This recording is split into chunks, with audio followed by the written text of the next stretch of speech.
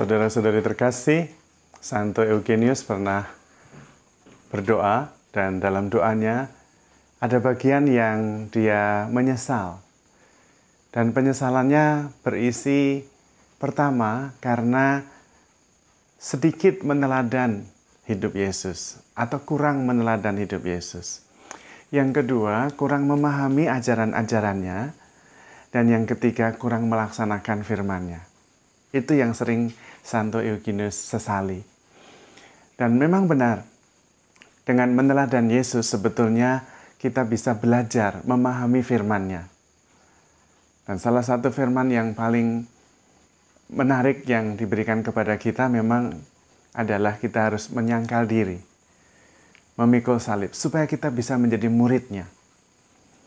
Dan murid yang terbaik menurut saya adalah Yohanes. Meskipun dia lebih tua dari segi usia, tetapi dia sungguh-sungguh murid. Karena dia kemudian memang menyangkal diri dan membuat Yesus menjadi lebih besar. Dia memperkenalkan kepada murid Yohanes dan menunjukkan Yesus, dialah anak domba Allah. Dan kemudian dia mengatakan, biarlah menjadi lebih besar dan saya semakin kecil. Itu adalah sikap seorang murid yang luar biasa. Menyangkal diri dan kemudian menjadikan Yesus sebagai yang pertama. Dan ini sesuai dengan ajaran Yesus yang mengatakan bahwa barang siapa mengasihi orang tua lebih daripada mengasihi aku, dia tidak pantas bagiku. Yesus sendiri menuntut sebuah kasih yang total, yang penuh, yang utuh. Dan memang jalannya adalah dengan menyangkal diri, membuat Yesus makin besar dan kita semakin kecil. Dan latihannya justru melihat dan meneladan Yesus sendiri.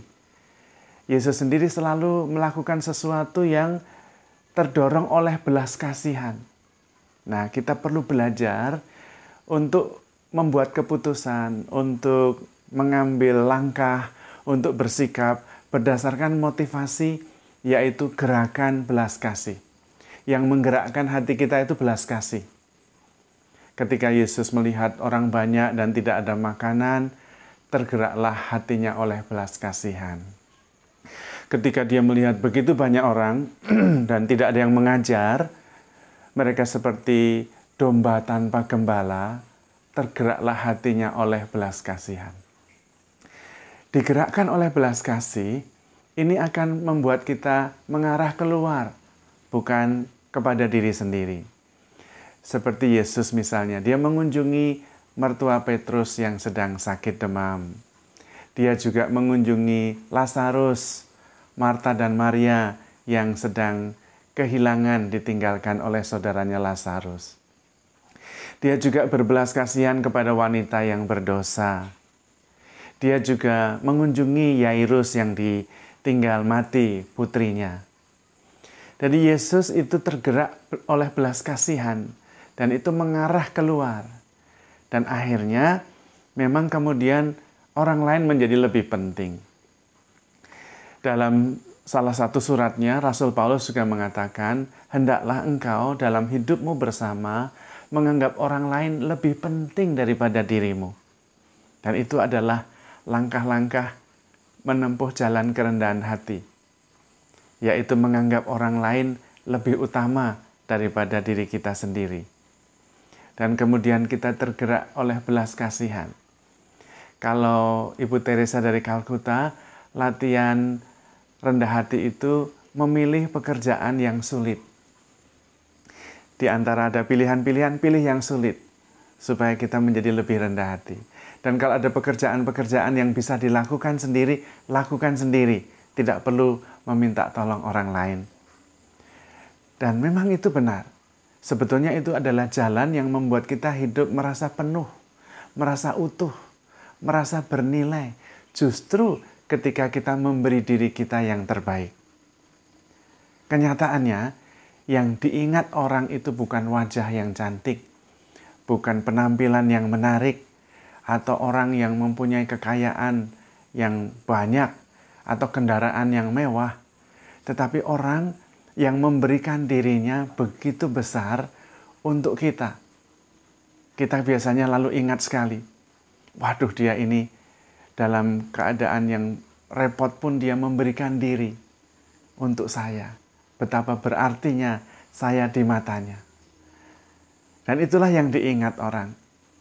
Maka sebetulnya jalan kerendahan hati akhirnya adalah jalan untuk membuat hidup kita menjadi lebih bermakna. Ketika kita bisa memberikan diri sepenuhnya, bahkan mengutamakan orang lain lebih daripada diri sendiri.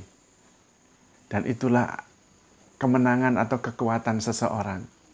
Orang yang sungguh-sungguh kuat, orang yang sungguh-sungguh bermartabat, orang yang sungguh-sungguh sudah penuh hidupnya adalah orang yang mampu membuat orang lain lebih penting, lebih utama daripada dirinya sendiri. Perbandingannya mungkin seperti orang yang sudah kaya. Orang yang sudah kaya itu tidak perlu menunjukkan kekayaannya. Dia membantu. Tetapi orang kaya baru, ya memang biasanya dia menuntut ini dan menuntut itu. Menunjukkan bahwa dia mempunyai kuasa. Sama dengan hidup. Orang yang hidup sudah berkelimpahan, justru tidak perlu mencari hormat bagi dirinya sendiri. Dia tidak perlu mencari apa yang penting bagi dirinya. Bahkan tidak perlu menganggap dirinya penting. Tetapi dia mampu mengutamakan yang lain. Menganggap yang lain lebih penting, lebih utama daripada diri kita sendiri. Dan itu dilakukan oleh Yesus. Dan sebetulnya itulah langkah cinta, langkah kerendahan hati. Tetapi memang orang yang tidak rendah hati tidak bisa menganggap orang lain lebih utama daripada dirinya sendiri.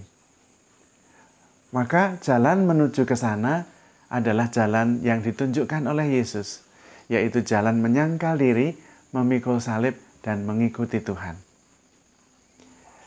Jalan itu justru jalan yang sungguh-sungguh menuju kepada kesempurnaan hidup, yaitu ketika kita sudah merasa cukup dan kemudian sekarang mengarahkan hidup kita kepada orang lain, memberikan diri sepenuhnya, dan dengan cara yang sangat sederhana, yaitu menganggap orang lain lebih utama daripada diri kita sendiri. Latihannya meneladani Yesus, peduli kepada orang yang susah, memperhatikan yang sakit, menghibur yang berduka, merasa simpati kepada yang sedang kehilangan. Intinya, apa yang bisa kita buat untuk kita berikan, kita berikan. Dengan cara itu kita tidak kehilangan apa-apa, tetapi justru malah memperoleh kepenuhan hidup. Membuat Yesus menjadi lebih besar dan kita menjadi semakin kecil. Tetapi itu berarti kita memperoleh kepenuhan hidup karena kemudian kita tidak ada lagi. Hanya Yesus yang hidup di dalam diri kita. Seperti Rasul Paulus dalam suratnya kepada umat di Galatia bab 2 ayat 20. Sekarang bukan aku lagi yang hidup, melainkan Kristus yang hidup di dalam diriku. Karena kemudian Rasul Paulus sudah berani dan mampu memberikan diri sepenuhnya bagi orang lain, bagi keselamatan sesama, bagi kemuliaan Tuhan. Dan dengan cara itulah dia menjadi murid Yesus secara penuh, tetapi juga memperoleh kepenuhan hidup di dalam Tuhan. Tuhan memberkati.